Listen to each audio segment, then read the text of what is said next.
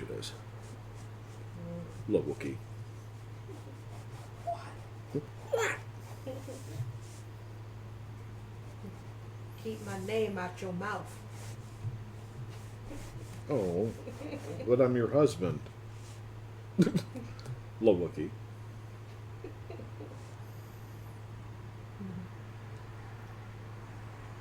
I'm not sure what's up with the big screen transmission here, because things are doing fine. Well, if you want to try resetting it, controller's right there. Dang it. It's probably just our app on the PS4. Is that an app we can get on the Apple? On the TV thing? Or? Probably. I know we have one on Apple. It's Twitchy. It's the app. Let's use the one on the PS4 because I like the PS4 more than I like the Apple TV. So. How do I get out of it? Okay. It's live now, alright? Yeah, see, it was There we are. just screwing up. Okay. Just doing its techno dumb thing.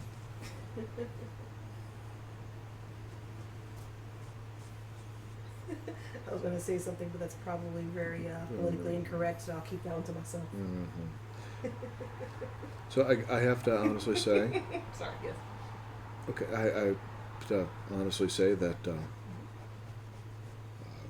Connie has swiftly become one of my more favorite characters. Oh, absolutely. It's what I love the fact that they took a meek-ish, brainy loner girl and they turned her into like a warrior girl. Like, it's just fun. I particularly like the fact that she's kind of the more masculine, comparatively speaking, of the two. And Steven's more feminine comparatively for the two. And it slays me every single time I watch their interactions, as he's a little bit more effeminate and she's a little bit more masculine, and it just slays me. It's just so fun to watch. Yeah, I think they actually, Rebecca Sugar did that on purpose, just for the. About to say that doesn't look like it was by accident. Yeah, to breaking the gender norms and all that stuff. Well, the thing is it really wasn't breaking gender norms. I've known girls like Connie, and I've known guys like Steven. Breaking the gender norms on usual cartoon stuff. I mean, Yeah. When you look at something like Ben 10, and the. Oh yeah, it was. Yeah, and not knocking on Ben 10 because the Oh, actual. it was a good show. Yeah, the first few iterations of it were actually really good. And then it got bad. Yeah, then they kind of went Got very bad. Yeah. Let's make everything Farts. start like, yeah, just kind of, not even like good slapstick. And I hate. No, you're right. I caught 5 minutes of the new stuff and just went, this is unwatchable. Yeah, and I hate the fact of when people see it, they get angry and they immediately call it. They Teen Titan Go'd it, which is fun, which is not good because Teen Titan Go was actually pretty good. I enjoyed the heck out of it. But what I'm saying is regardless of what they like motif wise did to it, it was unwatchable. It was just stupid. They definitely made it for their viewing audience. That's they made it for it. farting 6-year-old boys. I mean, and they quite clearly from the basis of the whole show was, oh, we're going to market this towards little boys who fart, and that's about it. And I'm like, guys, the original show, in a very vague way, could be said was like that. In a very vague way. And even the original show, the first season when he was 10 years old, which wasn't the best of it, but it was still fun, was still way smarter than they're currently doing. Now, I mean, unless they changed the show, what I caught was just unwatchable. It was just dumb. You know, there was no finesse to anything. There was no interesting ideas. It was just, look, here's a kid. He turns into monsters. Fart. And you're like, okay, is that it? Are we done? You know, I'm hoping there's more to it than that, because that's pretty dumb. You know. And I tried watching it and I couldn't because I was like, ooh, great, new Ben 10, that's fun. And then I was like, oh. Adventure Time when they were in they were doing the murder mystery castle. Guy farting. Oh my. Randy Butternubs. Randy Butternubs. Guy farting.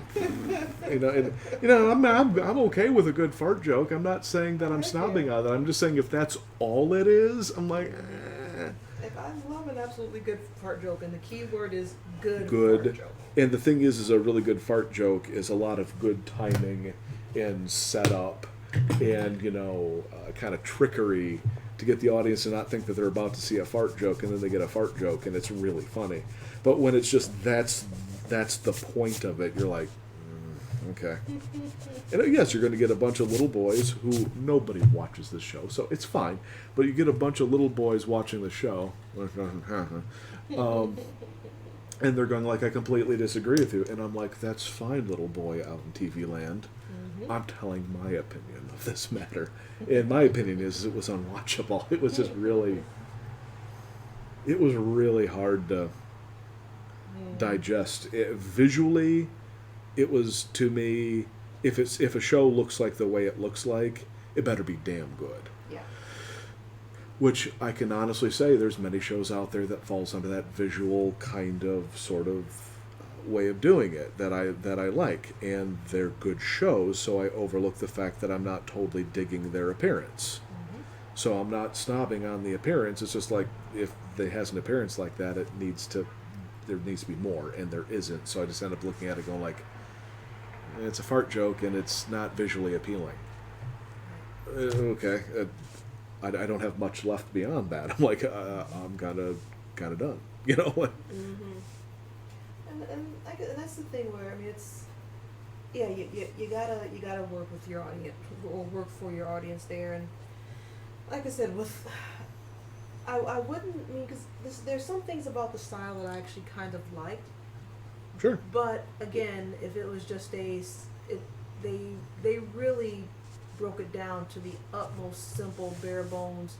This is our audience that we're trying to cater to, and they took away just a lot of the stuff that made it fun. Yeah. Well, and the thing was, it was an immature boys action show. I'm not saying it shouldn't be like that. I'm just saying that they stripped it to only that. Well, even with that, they grew him up, and they grew up the audience because they know a bunch of people who were watching. And that's when it was good. Yeah, the initial show was growing up now, and so when they actually made him. Well, they made him 16. That was so much fun. And that was really good. And they made more with Gwen and Kevin and a bunch of the other characters. That was really cool. And then when they added the next iteration of it, that one was still pretty cool too, because he was still a teenager, right? With the next one, I think so. If I'm not mistaken, yeah. And that one was actually pretty fun. And that was made by the people who did the What's New Scooby-Doo. They made the new series with that.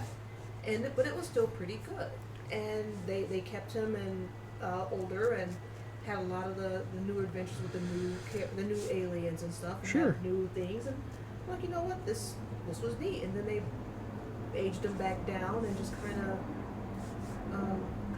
just lost a lot of the fun and heart that made the story interesting. Well, okay, firstly, the original show is clearly the stereotypical boy who. Girls are icky, blah blah blah. I have to hang out with my cousin, yada yada. Everything's and it was in many ways the original season of Ben 10, and I liked that season, but I didn't like Ben. He was just this obnoxious little fart, and I mean that like in the context. He was just like, it was like, but he got better. Gwen was fun. I really loved Grandpa. There was just a lot there that just built into a show that was fun to watch.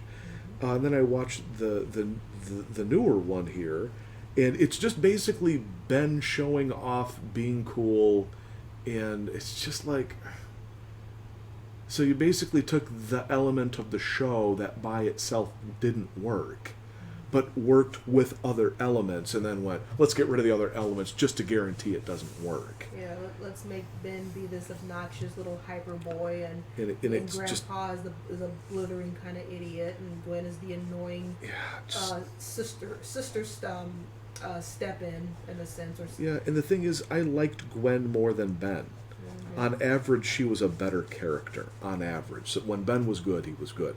Grandpa was always great. Mm-hmm. And it got annoying because even with the new one also, and like I said, I don't know, maybe they've improved because it's been a few seasons now, and we haven't watched it, so maybe they have improved. Maybe they have, but the ones I was watching was so hard to watch. Oh, same here. I understand because I watched it also, and they just, like I said, they made Grandpa kind of a bumbling idiot, and they made Gwen just the uber brat, and she was the big sister stand-in that always was bossing him around, and it's like that is kind of the character, but it was told better before. Yeah. And then when they started getting along and realizing that, hey, both of us are in this adventure. Because I mean, when Ben got the watch and was doing all the stuff, and then was it the one when Gwen got the watch? That was fun. Yeah. And then she began getting her own little powers and stuff when she became Lucky Girl. With Lucky Girl was really fun, and then which was like a magical superhero, and then later on they turned her into a magical superhero. Yeah. You know, to counterbalance the techno alien hero. Yes. And it was really fun. Right. You know, and there's very little about the show with me watching going like, gosh, I wish I was as cool as Ben 10. Wow, look how cool he is. You know, it was just, there was...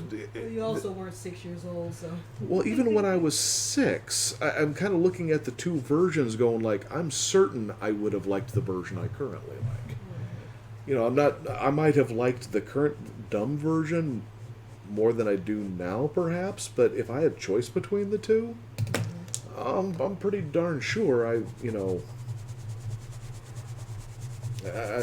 pick the one that I currently like, you know.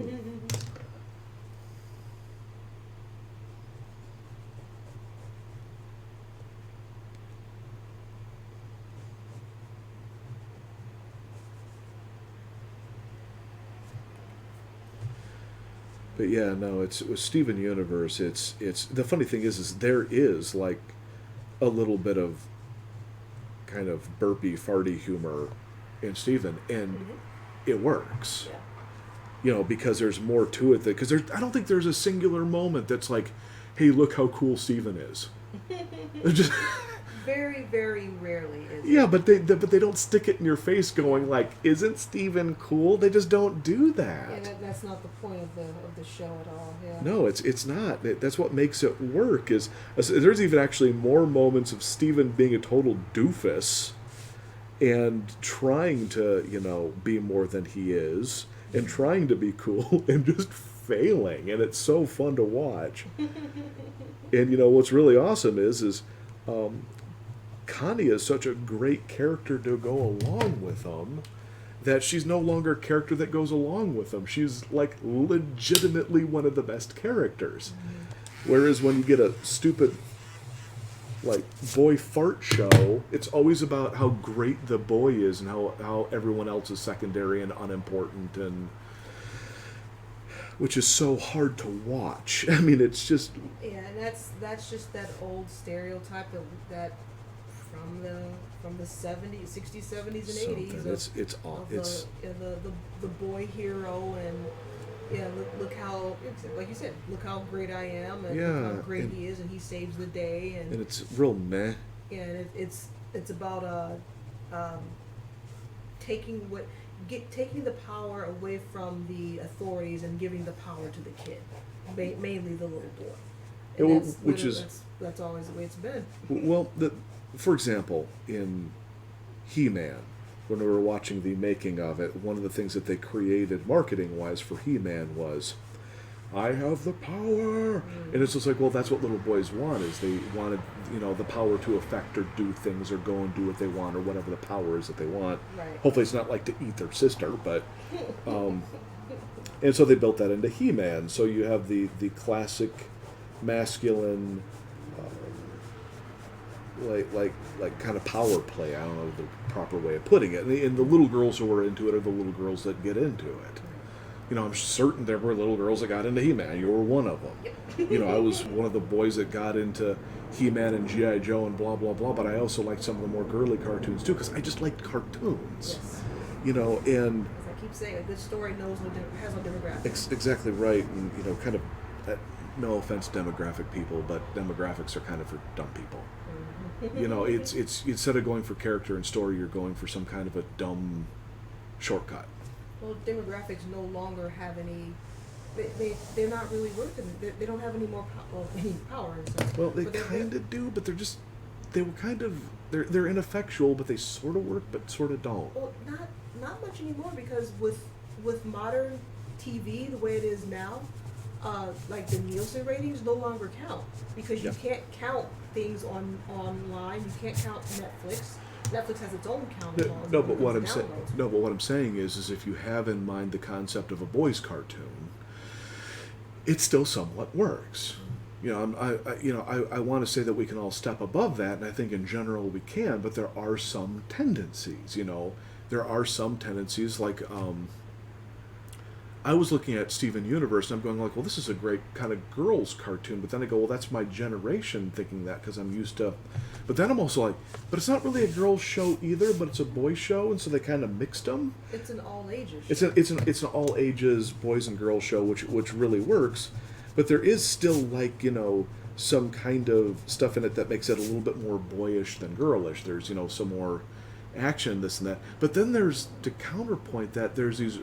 legitimate emotional moments that you just never really got in boys' cartoons. You got a little bit. One of my favorites, but not like that. Is when oh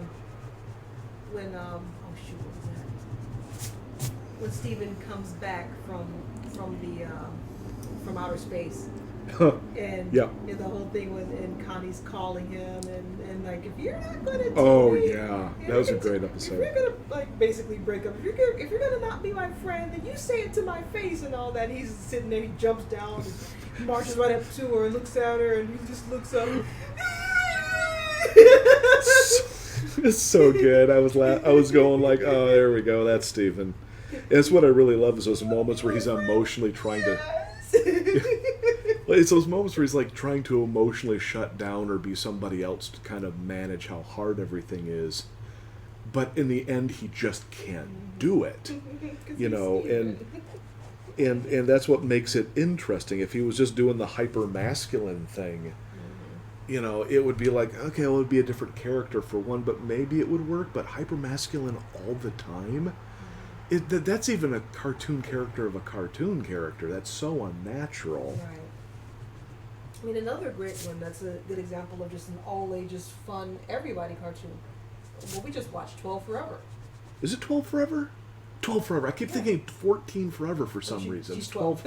Yeah, no, it's 12 Forever. You're right. For some reason, 14 got in my head. Well, yeah, that's another great example of just all around. Yeah, just everybody that's an excellent cartoons. one. It has everything, and it deals with stuff from all sides. Sure. And all, so it's like, to me, it's like, if, again, watch it for the sake of watching it, not for the sake of role. It's the exact same thing when I talk about boy toys versus girl toys, yada yada. It's like, are you watching the show with your genitals? Yeah. No, then it's not meant for boys or girls. Just watch the show because you enjoy it. No, I'm agreeing with you. What I was saying about demographics is there's a reason why they're still using it. Is it still partially works, but it's difficult to do that now that you're like doing entertainment for the whole planet. So how do you do demographics for the entirety of mankind? That's what it has to get so just super general that you know, because there's going to be, for example, boys cartoons in one region of the planet is going to be very different to boys cartoons in another. Girls cartoons the same way. Yep.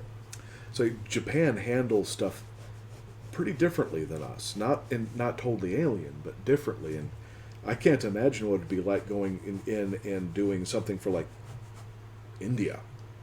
You know, in Steven Universe probably works in India. I'm just saying that if they're doing, you know, they're making assumptions as to what this character or that character, you know, how people will react to them is going to change no matter how hard you try. Mm-hmm.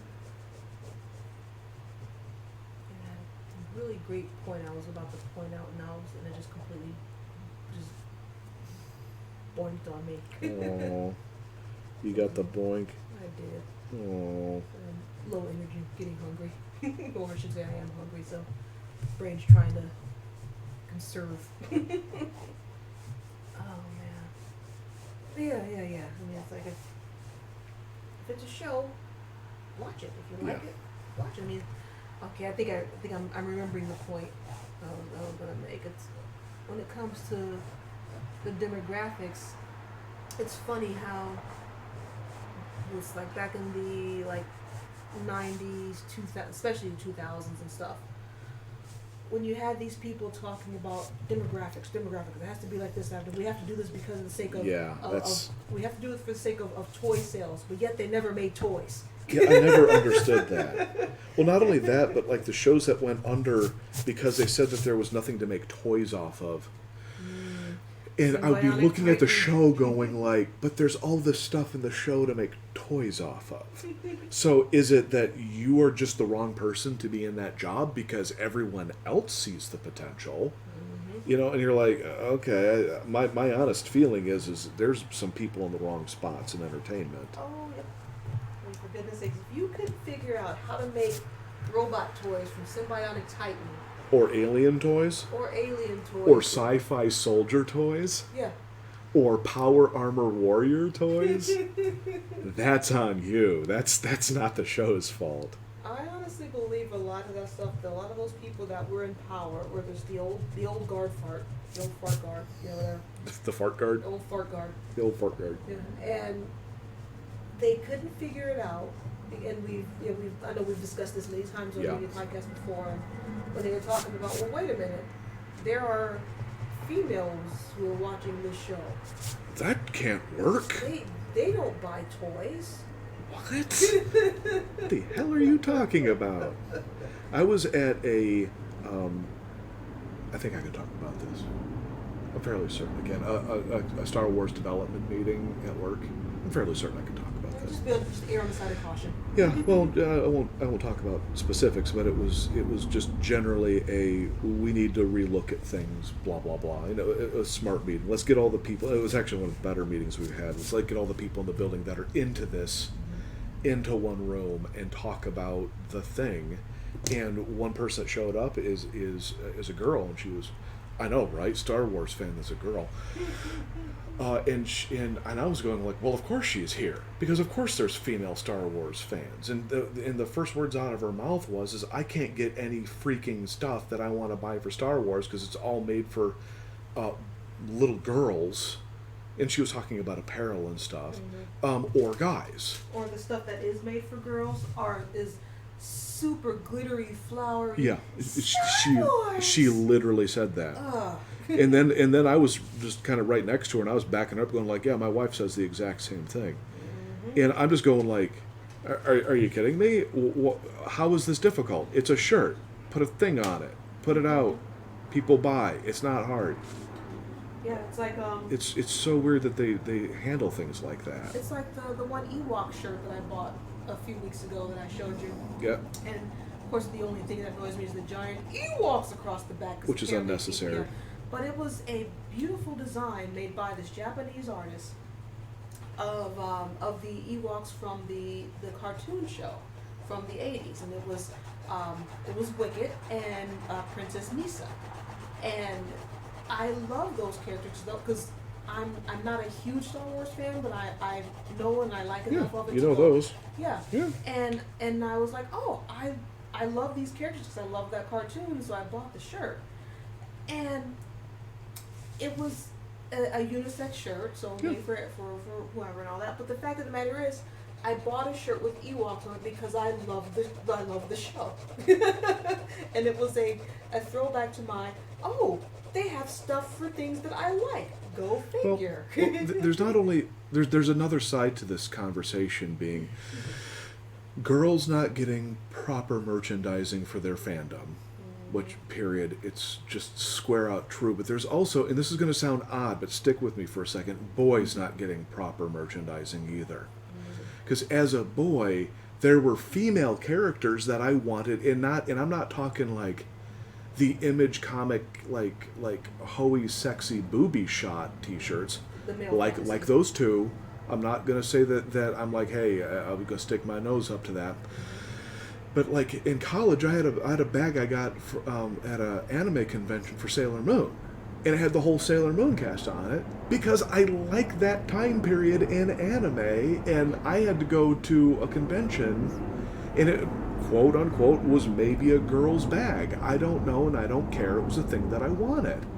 And so instead it's always like, boy stuff has boys things, girl stuff has... And I'm going like, it took me a long time to get a really good Wonder Woman t-shirt.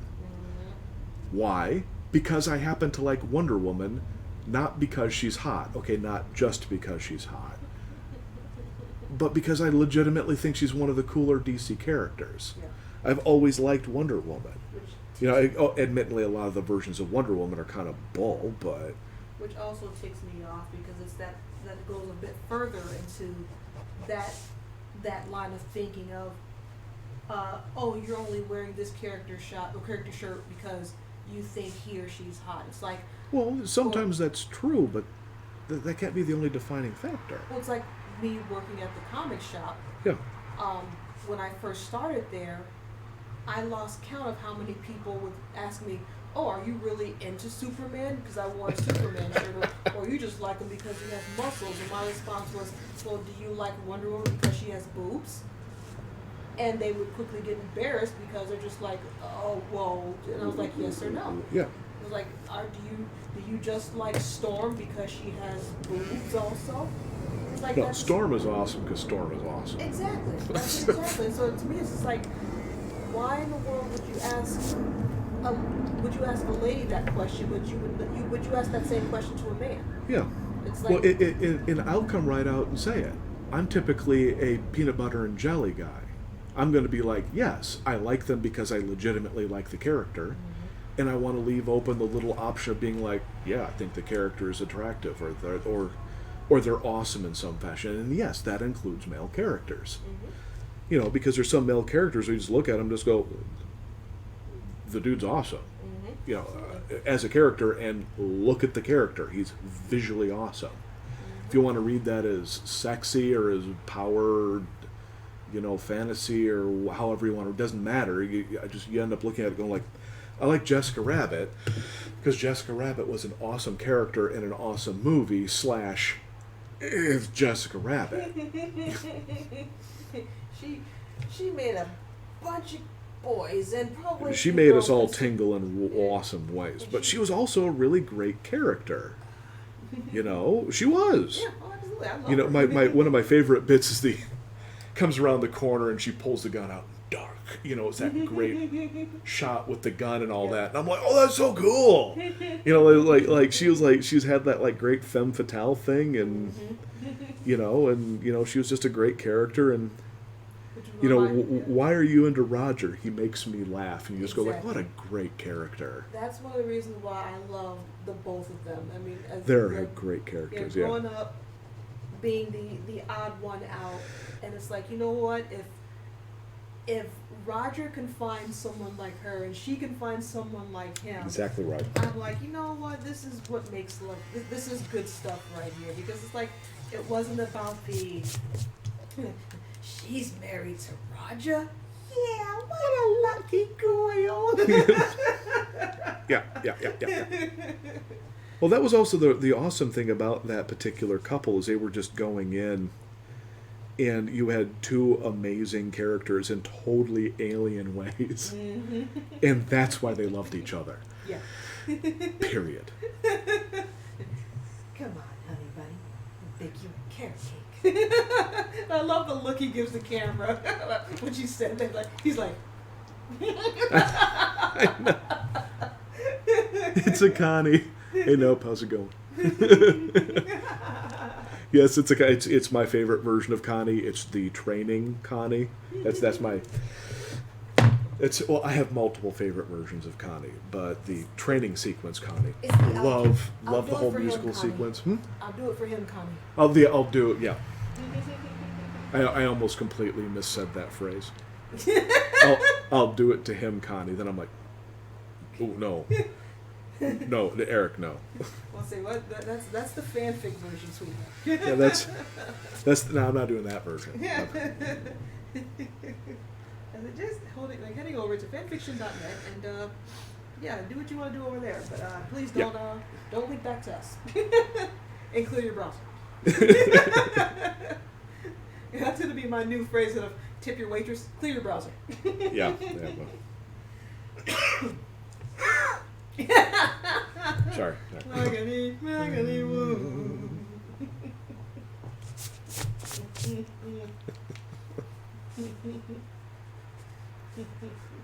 Oh, but yeah, no. There's a. I think that's it's particularly what I'm really loving about this time period right now for animation. And this is as a 40-whatever-year-old cartoon fan. And the thing is, I love a lot of the old school stuff. I really legitimately do. When a lot of people complain about stuff, I just go like, I'm just not going to complain about it. Yeah, they may be imperfect, but whatever. Mm-hmm. The thing that I like specifically about this time period is I'm getting surprises. 12 Forever is amazing because it's breaking a lot of these things that you're used to seeing 1,000 times. Right. Steven Universe is amazing because they're, the effeminate boy hero and the masculine female, the masculine girlfriend, and no, she is feminine, but she's comparatively a little boyish, and that's what's awesome about her. Right. And she's smart. And she's wicked smart. And Steven is wicked emotionally smart. Not real bright. He's not going to school, so. Well, but that's what's awesome about him is that's breaking these stereotypes that are sometimes work, but overall, if you do it too much, they're just. I've seen it. Love G.I. Joe. Used to Manly Man guys. They're cool. Love them. I don't want to see them all the time. Period. I don't. Feminine females, love them. Don't want to see them all the time. Jessica Rabbit, she's a pure feminine symbol. She's great. Right. Don't want to see females all the time. Connie, a little boyish. That's why she sticks out. She's great. And that I like how she went from just being this shy, quiet character to basically being total warrior chick. She's exactly. like Xena. Yeah. That's why she's awesome. I love her. I won't let you down, ma'am. I won't let you down. Oh, and Pearl and Connie together are wonderful. But then again, Pearl is just a great character. I adore the fact that she's just persnickety and uncomfortable with herself and powerful and weird and love it.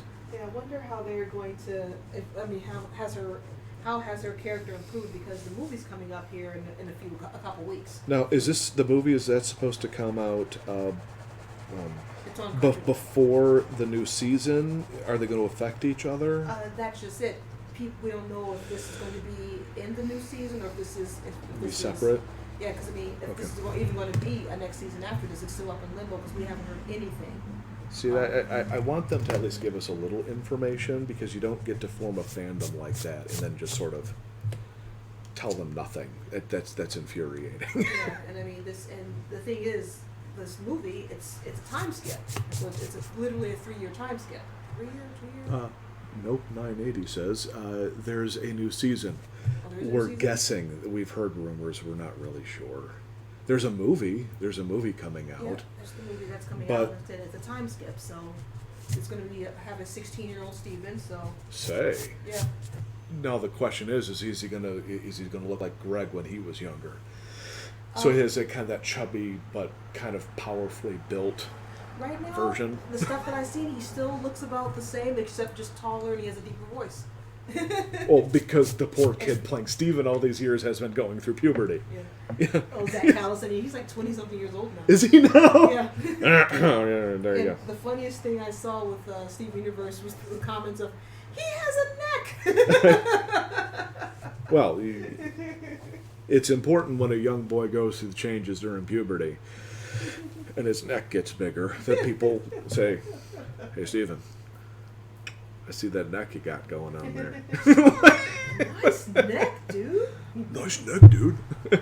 Well, I do. You got some hair on it? Remember to wash it. Don't forget to wash your neck, Steven. You're a man now. It's getting hairy.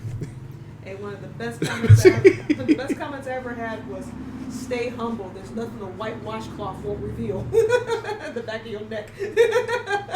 Wow. Yeah. But one thing I will say, even with the new movie that I am actually looking forward to getting, and I almost pre-ordered it, but I'm going to wait and see, Steven's new T-shirt. It's like his original one, except now it's blue, and it has has a yellow star. And they've already they're already doing pre-orders on it at the Cartoon Network shop. And so I'm like, oh, well, maybe I'm sure it'll be cool. One. I'm kind of partial to the original red and yellow, but I need to see the blue. So yeah, I like it because I like blues, but on the same note, I want to get it. Oh, red and yellow is just nice looking together. Oh yeah, same. Yeah, it is. But I want to get it, but I'm like thinking, wait a minute, what if maybe I can get it because Hot Topic's probably gonna have all this stuff anyway, or various stores gonna have the merchandise. So I was thinking maybe just picking it up from an actual store. But I was like, well, if I pre-order, at least I'm guaranteed to actually get one. Yeah, that's true. So I'll think about it. But yeah, it's kind of nice. Let me see if I can pull it up from here. I'll turn the volume down because Cartoon Network's app is just completely boisterous for no reason. Yeah, I mean, it is what it is. Well, the thing is, like, I'm trying to get to the shop and it keeps showing me all the cartoons. Darn it, I'm trying to give you money. Yeah, pretty much. Seriously, guys, you're making product, you want us to buy stuff. Make it easy for us to buy stuff. Yeah. I'm getting out of the app, so I'm just going to go to the website. Alright, we'll try this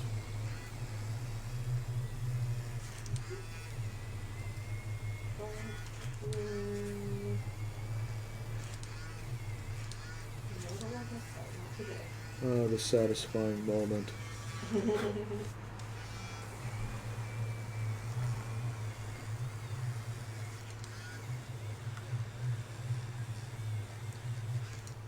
I'm probably going to do some more Kids Next Door characters.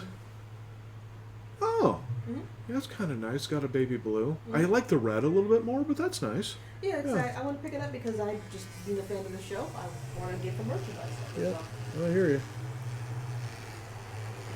But yeah, ever since I started rewatching Kids Next Door on Boomerang, Yes. In catching some of the episodes, I swear out missed.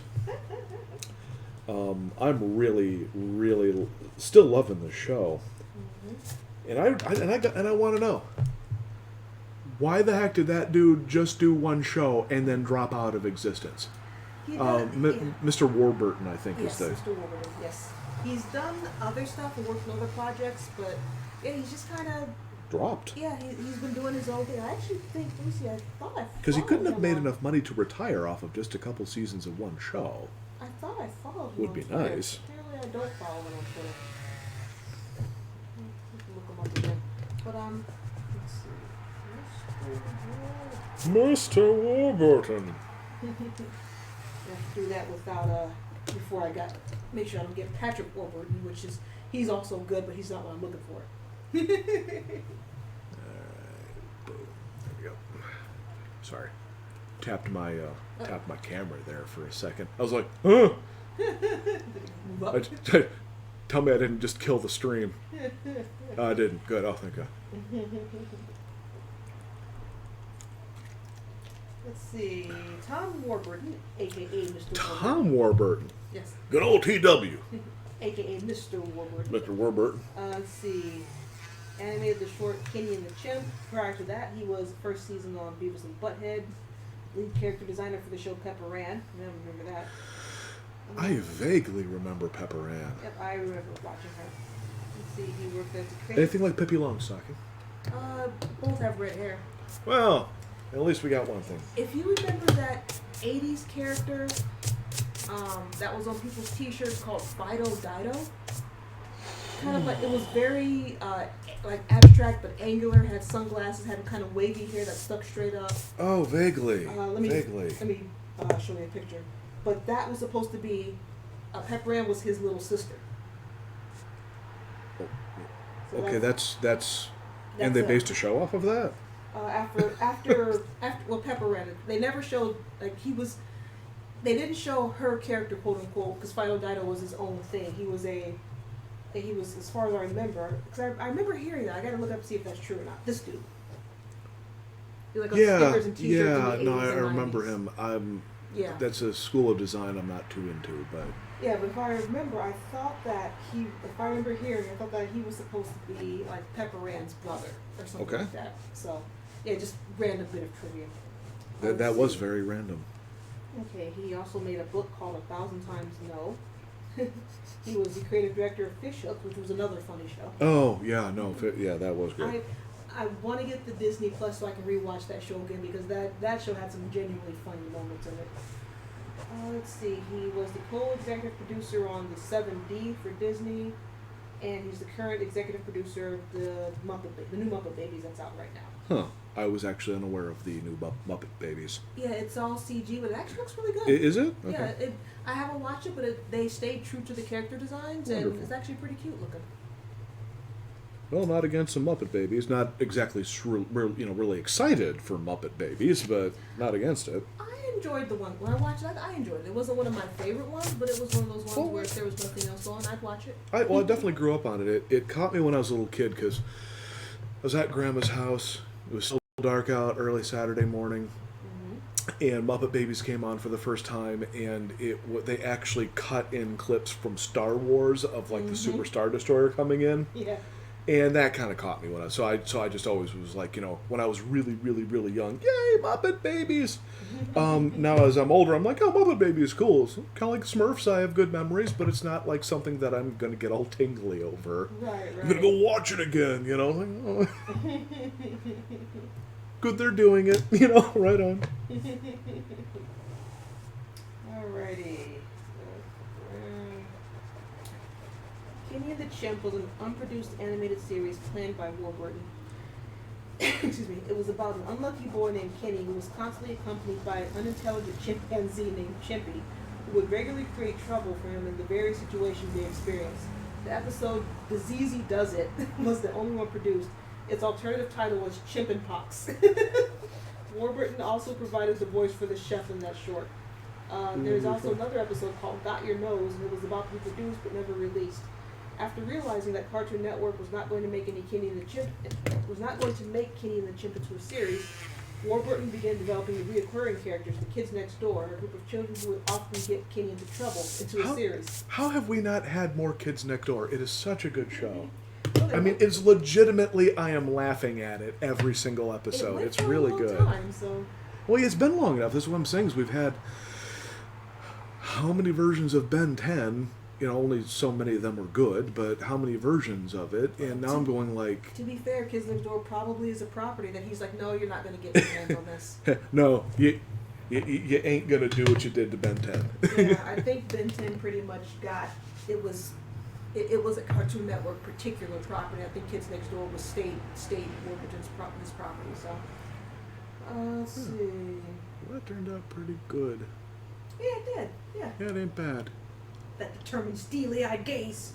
She's gonna whoop somebody. She's just gonna get in there and just yeah, Conny, like, and then they go down, and Pearl's like, very nice, and then there'd be Stephen, blushing, and probably crying a little bit because it's Stephen, and we love him for it. So. And Garner just sits there. Gives him a thumbs up. Gives her a thumbs up. and then there's the old peridot thumb. Peridot thumb? I shouldn't have said that.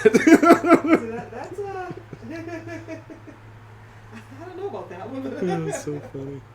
Well, anywho, I've got stuff I got to get done today. So, thank you all for joining us, and Thank you. yeah, thank you.